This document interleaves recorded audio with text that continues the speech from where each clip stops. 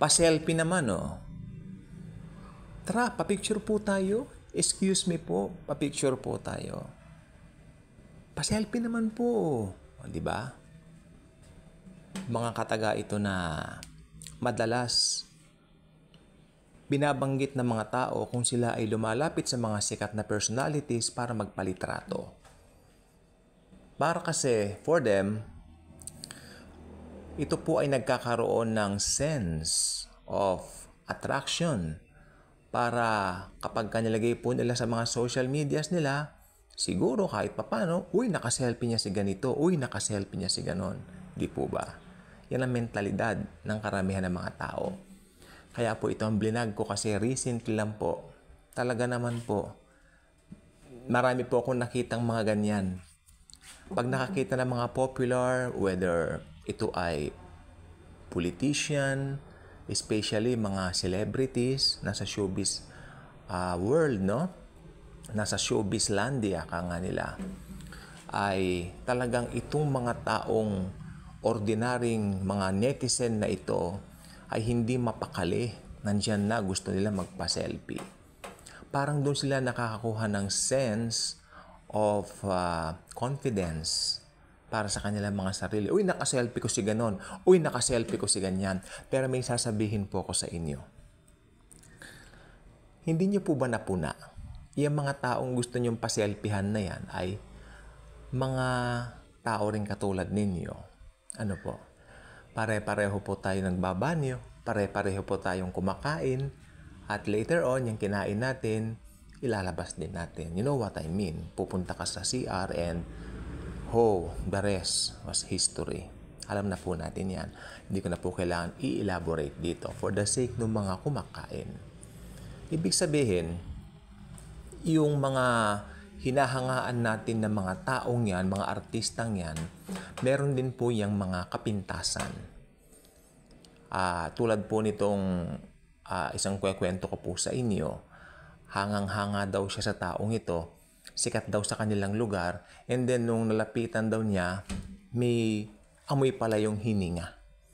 No? Yung isa naman, crush na crush daw niya dati, pagkatapos, alam ko po itong sinasabi ko kasi kaibigan ko po yung taong crush nung babaeng ito. And then nung nilapitan niya ako. Uy, kanyang ganun sa akin. Ikaw naman, alam mo crush ko yun, sabi niya sa akin. We were, I think ako, 12 years old ako rito. Siguro itong babaeng ito, during that time, mga 15 anyos na po sila, nung kaibigan kong lalaking yon. Ikaw naman, hindi mo naman sinabi sa akin, ang lakas pala ng BO niya, body odor niya. Sabi ko naman sa kanya, bakit ka naman sasabihin sa'yo? I will wait na ikaw ang bahala ang makadiskubre. Kasi hindi po ako ganun tao. Hindi po ba? Maski bata pa ako, nung 12 anyos lang ako. Ayaw ko po nung namamahiya. Hindi po ba? Pero bakit ko po kinikwento ang mga bagay na maselan na ito? Maselan po talaga, lalo kung maselan kayo sa pagkain, baka hindi na kayo makakain, skip na lang po ninyo. Skip na lang po ninyo itong video. Pero kailangan ko po itong ikwento sa inyo kasi karamihan po ng mga tao believe na believe sa kapwa-tao. Iniitsapwera nila yung pinaka-importante na nagkatawang tao. Doon ako nalulungkot. We have a loving Lord. We have a loving Savior. Iniitsapwera natin siya. Parang kung tatawagin mo mga tao ngayon sa Bible study, ito po na-offend ako dito. Nagalit po ako. Meron pong isang event dito minsan.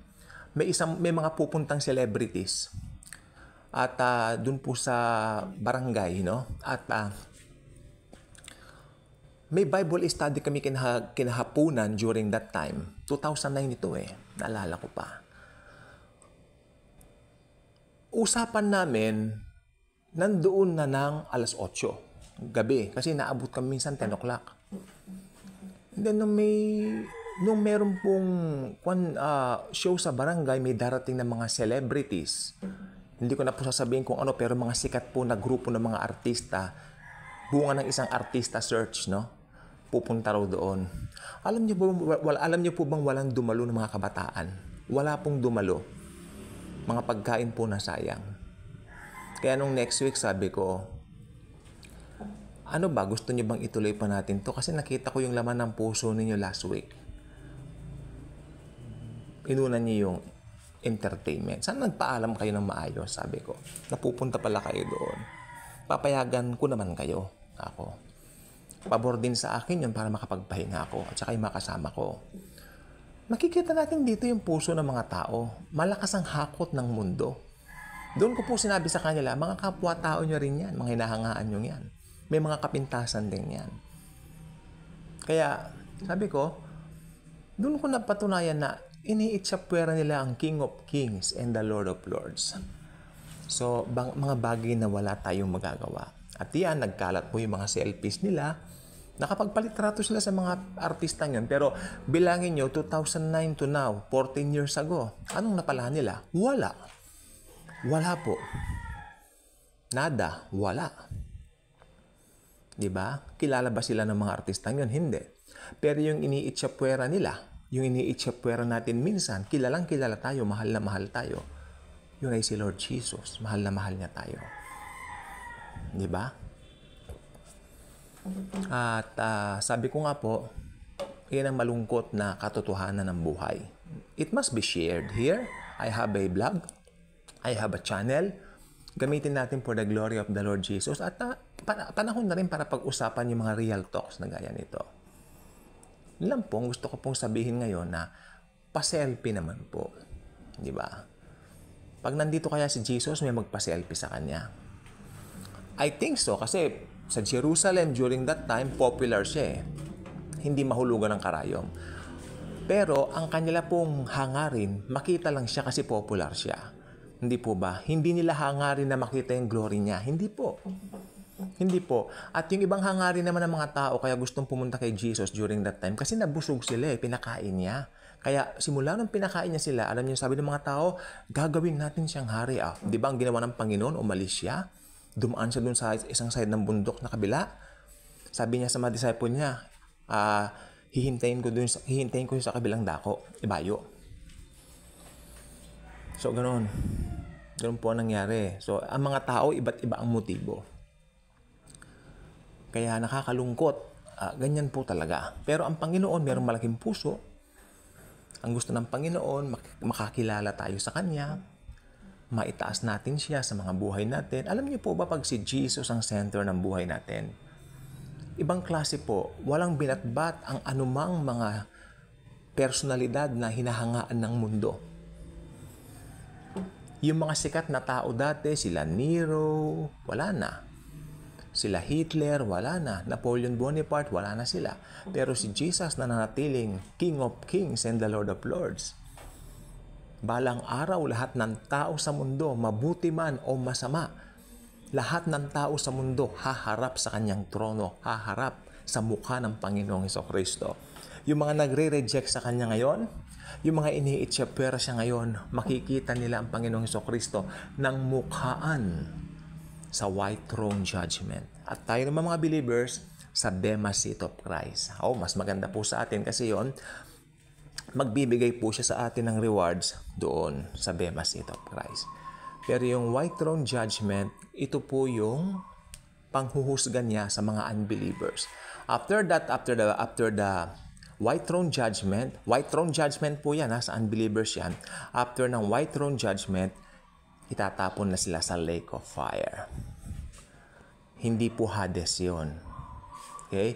Gehenna yun. Lake of fire. Kaya sabi ko, sige, itsapwerahin niyo ang Panginoong Hesukristo habang may buhay kayo. Pero tandaan ninyo, pag namatay kayo, pagka pumanaw kayo o nadatnan kayo ng rapture, kasi lahat naman ng tao papanaw, mamamatay, di ba? O kaya madatnan ng tribulation, sana. Kasi ang mga believers, daratnan tayo ng rapture. Pero yung mga unbeliever, daratnan din ng tribulation. Papanaw din sila. Lahat naman ng tao papanaw eh. Paano?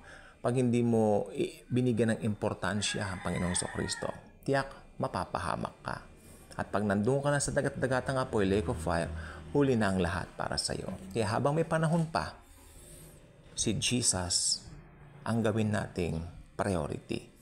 Habang may panahon pa, kung hindi pa kayo mananampalataya, magdesisyon na kayo to receive Jesus now. I mean as in now. Okay? Decide for Him now. Kaya kung hindi pa kayo nakasubscribe sa ating channel, I invite you to do so. Click the notification bell, share the wonderful love of Jesus and His grace. And as always and forever, Jesus truly loves us all. Again, He's waiting for you to receive Him now.